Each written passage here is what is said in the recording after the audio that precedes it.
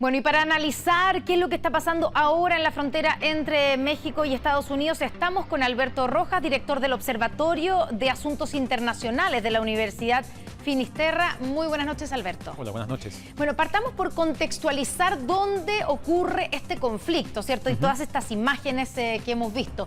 ¿Cómo es la frontera entre Estados Unidos y México?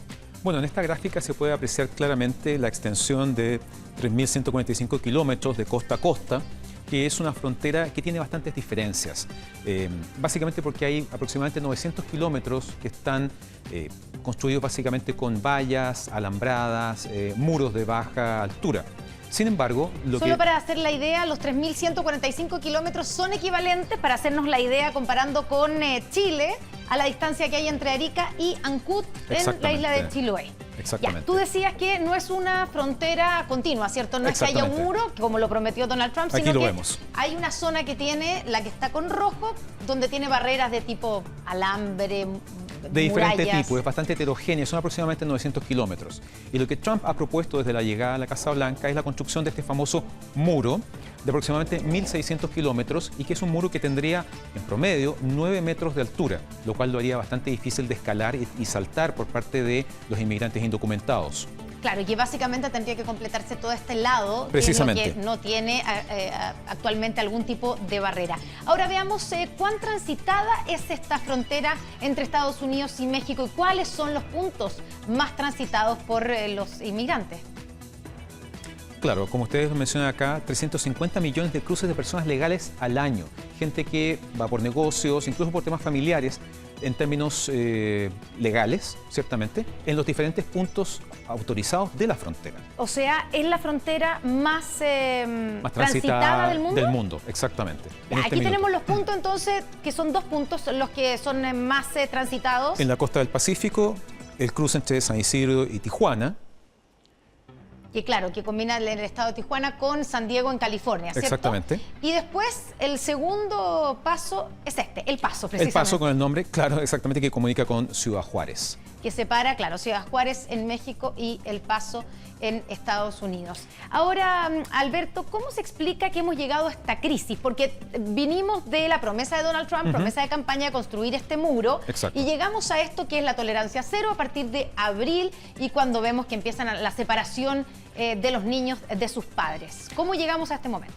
Bueno, en primer lugar, mencionar que en este minuto esta gran masa de inmigrantes indocumentados no son necesariamente mexicanos, sino que son principalmente centroamericanos.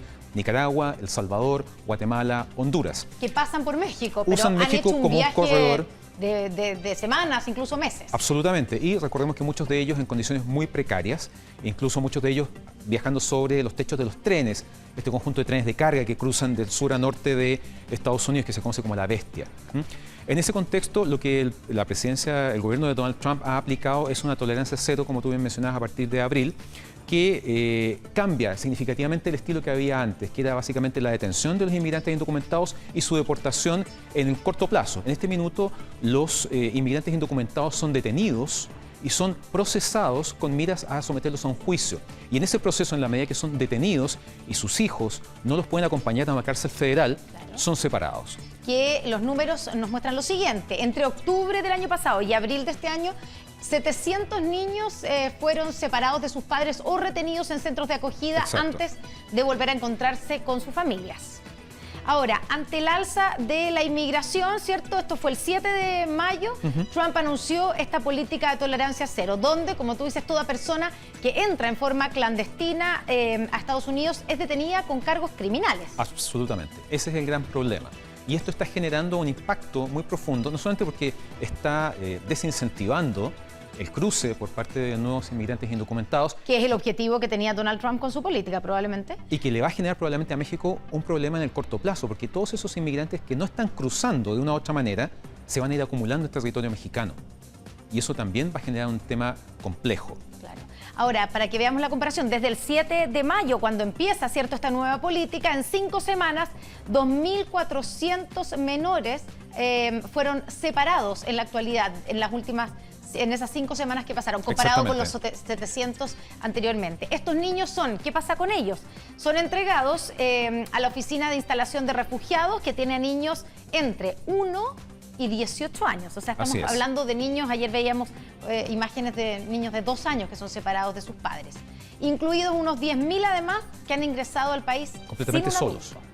Exactamente. Ahora, la explicación, porque hemos visto el rechazo transversal a lo que ha hecho Donald Trump. Pese a eso, él ha reafirmado este tipo de medidas. La pregunta es, ¿cuál es la explicación política que hay detrás? Porque siempre hay una explicación política para lo que hace un presidente como Donald Trump, además, cuando tiene a todo el mundo en contra. Claro, de partida está siendo muy coherente con su discurso desde que llegó a la Casa Blanca, que era el combate a la inmigración de indocumentados. Pero además de eso, con esto él está presionando fuertemente a los demócratas, básicamente porque lo que él busca es una nueva legislación de inmigración, una nueva ley migratoria. ¿Con qué objetivo? Que dentro de esa nueva ley migratoria haya un presupuesto asegurado para la construcción del muro que comenzamos a hablar al comienzo. Y eso para él es fundamental. ¿Por qué? Porque en el fondo uno de sus planteamientos fue que el muro lo iba a pagar México.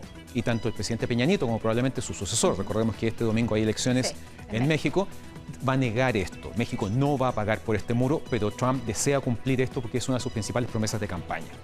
Es una presión entonces al Partido Demócrata para que finalmente le pasen y le aprueben su muro entre México y Estados Unidos. Exactamente. Alberto Rosca, muchas gracias por estar esta noche en Tele 3. Gracias a ustedes. Buenas noches. Buenas noches.